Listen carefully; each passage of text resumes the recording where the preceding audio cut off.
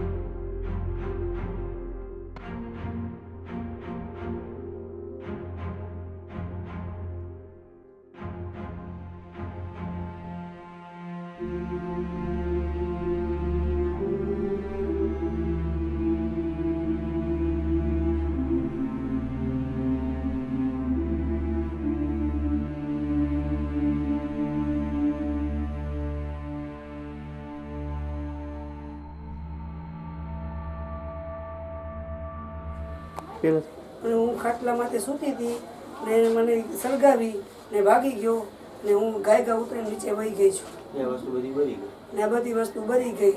અમારા પહેરવા લુગડા રહ્યા નથી